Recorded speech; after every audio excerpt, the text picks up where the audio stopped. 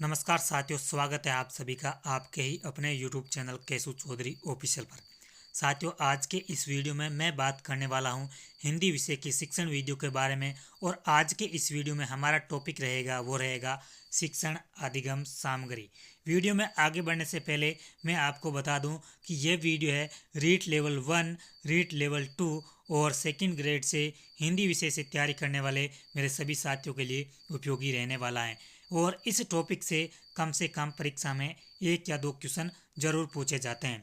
तो चलिए आज का हमारा लेक्चर है वो शुरू करते हैं।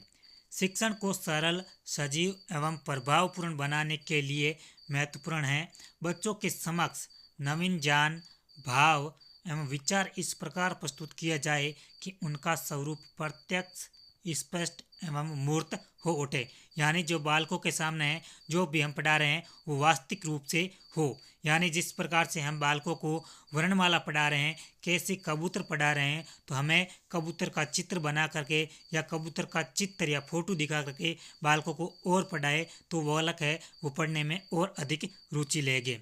तो इंद्रियों के आधार पर है जो शिक्षण अधिगम सामग्री है वो कितने प्रकार की होती हैं। तो साथियों, इसका सीधा सा जवाब है जो है इंद्रियों के आधार पर शिक्षण अधिगम सामग्री है वो 3 प्रकार की होती हैं। पहली होती है दृश्य सामग्री, 2 नंबर होती है श्रव्य सामग्री और 3 नंबर पर होगी दृश्य श्रव्य सामग्री। तो साथियों, इस टॉपिक से एक क्वेश्चन ऐसे भी बनता है कि निम्न में से कौन सी शिक्षण अधिगम सामग्री दृश्य नहीं है। तो अब हम आगे चल करके अलग अलग तीनों सामग्रियों पर बात करेंगे। तो सबसे पहले हम देखेंगे दृश्य सामग्री, यानी जो शिक्षण अधिगम सामग्री में है वो दृश्य सामग्री के अंतर्गत कौन कौन सी सामग्री आती हैं। तो साथियों, पाठ्य पुस्तक है वो दृश्य सामग्री है श्यामपट्ट, मानचित्र, बुलेटिन बोर्ड, फनेनल बोर्ड, चुंबकीय बोर्ड, जादू का लालटेन, चलचित्र, रेखा चित्र, मूक चित्र, graph, chart, model, flash card, वाक्य पट्टी, चकती, मुकुटे, प्रदर्शनी, कठपुतली, ग्लोब, यथार्थ चित्र, ओपेक प्रोजेक्टर, ओवरहेड प्रोजेक्टर, संग्रहालय और एपिडा स्कोप हैं। यह है जो हमारी शिक्षण सामग्री है वो दृश्य सामग्री के अंतर्गत आते हैं। सो साथियों, इसमें इस प्रकार से क्वेश्चन बनाएगा कि निम्न में से कौन सी है जो दृश्य सामग्री नहीं है। आपको ऑप्शन में दे देगा मूक चित्र, फ्लैश कार्ड, फनेनल बोर्ड और चौथा ऑप्शन आपको दे देगा टेलीविज़न या दूरदर्शन। तो आपको इसमें ये जो सामग्री है वो आपको पूरी याद कर लेनी है। साथियों, अब हम पढ़ेंगे श्यामपट्ट के बारे में। श्यामपट्ट जो है जो एक प्रकार की दृश्य सामग्री है जो अध्यापक का सच्चा मित्र होता है। या फिर आपको परीक्षा में ये भी पूछा जा सकता है श्यामपट्ट है जो अध्यापक का सहपाठी भी होता है, सच्चा सहपाठी होता है। श्यामपट्ट को खलीपट्ट भी कहा जाता है। बोर्ड सबसे सस्ता व श्रेष्ठ साधन है। यानी शिक्षण अधिगम सामग्री में जो श्यामपट्ट है वो दृश्य सामग्री में सर्वाधिक सस्ता एवं श्रेष्ठ साधन है। अध्यापक जी को यानी शिक्षक को बोर्ड पर लिखते समय 45 डिग्री कोण पर खड़ा होना चाहिए। ऐसा नहीं कि आप बोर्ड के सामने खड़े हो जाए और बालकों को है जो दिखाई भी ना दे। एक होता है हमारा शैक्षिक भ्रमण, वो भी है जो हमारे दृश्य सामग्री में आता है। इसे सरस्वती यात्राएं भी कहा जाता है। दोस्तों, नेक्स्ट हम सामग्री पढ़ने वाले हैं वो है सर्वे सामग्री। यानी इंद्रियों के आधार पर वो जो 3 अधिगम शिक्षण सामग्री होते हैं उसमें 2 नंबर पर आते हैं सर्वे सामग्री। इनका जो संबंध है प्राणी की श्रवण संबंधी योग्यता से होता है। यानी जो भी हम पढ़ रहे हैं वो जो भी है हम सुन करके उसे ग्रहण करते हैं। यानी प्राय इनका प्रयोग है उच्च कक्षाओं के लिए किया जाता है। तो साथियों, सर्वदर्शी सामग्री यानी सर्व सामग्री में कौन कौन से आते हैं? रेडियो हो गया हमारा, gramophone, linguaphone, tape recorder, disc recorder, भाषा लेब, अध्यापन यंत्र और अध्ययन यंत्र है, ये सर्व सामग्री के अंतर्गत आते हैं। तो सबसे हम पहले हम जानेंगे ग्रामोफोन। ग्रामोफोन को जो है इसे चूड़ी का बाजा भी कहा जाता है। प्राथमिक स्तर के लिए सरल और सुलभ साधन है। ग्रामोफोन ध्वनि यंत्र होता है। ग्रामोफोन के क्या कार्य होते हैं? तो साथियों, इसमें ये कार्य होते हैं, ये उच्चारण सुधारने हेतु उपयोगी हैं। शुद्ध उच्चारण, गायन, संगीत, के सीखने हेतु ये ग्रामोफोन है उपयोगी है। राष्ट्रगान, गीत और सामूहिक ज्ञान के लिए भी ये ग्रामोफोन है जो उपयोगी होता है। साथियों 2 नंबर में आता है सर्वे सामग्री में लिंगवा फोन। उच्चारण शुद्ध करा के शिक्षा दी जाती है। यानी लिंगवा फोन क्या है कि इसमें बालक को शुद्ध उच्चारण करा करके शिक्षा दी जाती है। Lingua phone, gramophone, tape recorder में एक ही श्रेणी के यंत्र हैं।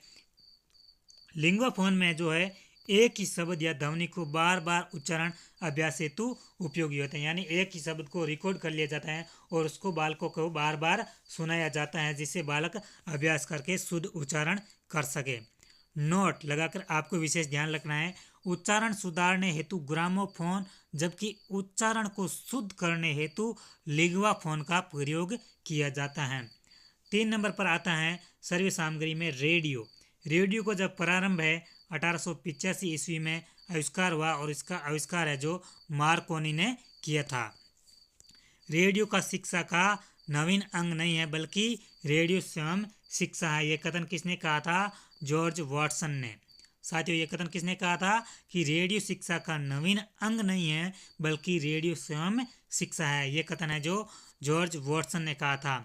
रेडियो शैक्षिक रेडियो चैनल है जिसका नाम है ज्ञानवाणी। और अब हम पढ़ेंगे शिक्षण में रेडियो का प्रयोग। रेडियो प्रसारण सुनने के बाद सुने गए पाठ पर बालकों को वाद विवाद करने का मौका देना चाहिए। रेडियो प्रसारण के समय कक्षा में शांति का माहौल होना चाहिए। सर्वप्रथम अध्यापक को रेडियो में शैक्षिक पाठों के संबंध में साहित्य को संग्रहित कर लेना चाहिए। यानी अध्यापक जब रेडियो के द्वारा शिक्षण अधिगम बालकों को करवा रहा है तो सबसे पहले रेडियो में कौन कौन से जो शिक्षक के संबंधी चैनल है उनके बारे में कौन से समय में किसका प्रसारण किया जा रहा है उसको है सबसे पहले अध्यापक को है वो संग्रहित कर लेना चाहिए, उसके बारे में जान लेना चाहिए। अब शिक्षा में रेडियो का क्या महत्व है, यहाँ पर दूर दराज के क्षेत्रों के लिए ये उपयोगी है। बढ़ती हुई जनसंख्या को देखते हुए रेडियो का शैक्षिक महत्व भी जो है बढ़ता जा रहा है। देश विदेश की जानकारी भी जो प्राप्त होती है वो हमें रेडियो से हो सकती है। नोट, विषय वस्तु को रोचक बनाने के लिए शिक्षण सहायक सामग्रियों का सर्वाधिक महत्व है। अब आता है 4 नंबर पर सर्व सामग्री में हमारा टेप रिकॉर्डर। इसे वीडियो टेप भी कहते हैं, ध्वनि अभिलेख भी कहा जाता है। यानी टेप रिकॉर्डर को ध्वनि अभिलेख के नाम से भी जाना जाता है। रेडियो की सीमा को इसने दूर किया। यानी जब टेप रिकॉर्डर का समय आया तो रेडियो से है जो अधिगम शिक्षण सामग्री है वो थोड़ी बहुत दूर चली गई है। अब टेप रिकॉर्डर के माध्यम से बालकों की आवाज़ को रिकॉर्ड करके बार बार सुनाया जाता है और बार बार रिकॉर्ड किया जाता है, जिससे जो उच्चारण है वो शुद्ध बनाया जा सकते हैं। नोट, NCERT के द्वारा नई दिल्ली में शैक्षिक टेप संग्रहालय स्थापित किया गया है। कहाँ पर किया गया है? नई दिल्ली में। किसने किया है? NCERT के द्वारा। 5 नंबर जो सर्वे सामग्री है वह है डिस्क रिकॉर्डर। पठन की गति में सुधार करने हेतु उपयोगी और भाषा प्रयोगशाला लिंगवा लैब। नोट लगा करके लिखा है, राज्य स्तरीय सर्वश्रेष्ठ लिंगवा लैब है जो झालाना डूंगरी जयपुर में स्थापित किया गया है और इसकी स्थापना है वो सर्व शिक्षा अभियान के तहत की गई है। तो क्वेश्चन बनता है कि राज्य स्तरीय सर्वश्रेष्ठ लिंगवा लैब की स्थापना कहाँ पर की गई, या पर किस अभियान के तहत की गई? तो इसका उत्तर होगा सर्व शिक्षा अभियान। और कहाँ पर? झालाना डूंगरी जयपुर।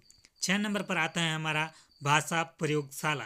सर्वे सामग्री में भाषा प्रयोगशाला अध्यापक अपने कक्ष में बैठते हैं और उसका सीधा संबंध सीखने वाले विद्यार्थी से यंत्र द्वारा जुड़ता है। अध्यापक और विद्यार्थियों के लिए अलग अलग बूथ बने हुए होते हैं। यानी अध्यापक है जो दूसरी जगह बैठते हैं और जो विद्यार्थी है वो दूसरी जगह दूसरे बॉक्स या दूसरे खाने में बैठते हैं और दोनों के मध्य किसी यंत्र के द्वारा जो आपस में बातचीत होती हैं।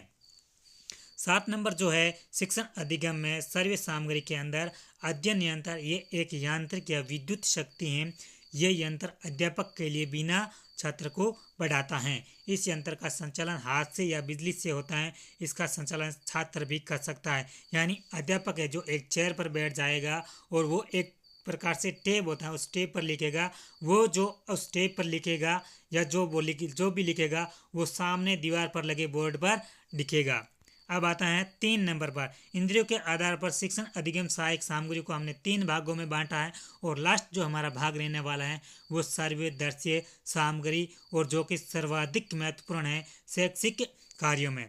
सार्थक शब्द भंडार में वृद्धि होती हैं, ज्ञान स्थायी होता है, यानी सर्वदर्शी सामग्री से बालकों को सिखाने से जो ज्ञान मिलता है वो स्थायी हो जाता है। यानी किसी को हम बोल करके पढ़ा रहे हैं और उसी को जो हम पढ़ा रहे हैं, जैसे मान लो कैसे कबूतर पढ़े हैं और उसी को हम उस कबूतर के चित्र या कबूतर का फोटो दिखा के बालकों को पढ़ाए तो वो है स्थायी हो जाता है। जैसे भी हम कबूतर का नाम लेंगे तो बालक के मन में वो चित्र घूमने लगेगा।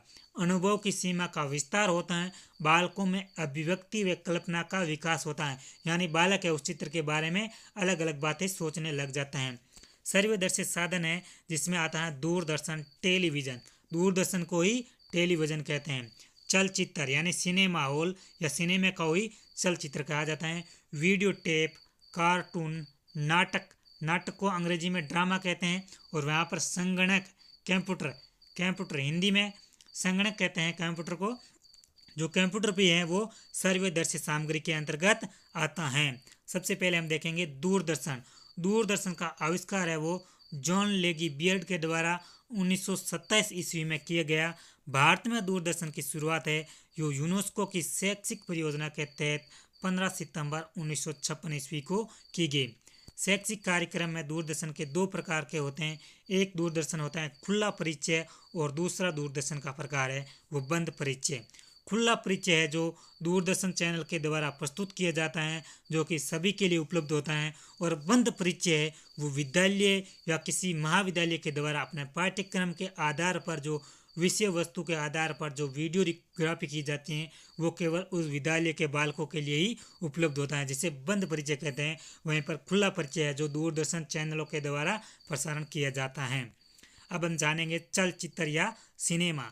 सिनेमा का जो आविष्कार है वो थॉमस अल्वा एडिसन के द्वारा 1883 ईस्वी में किया गया था।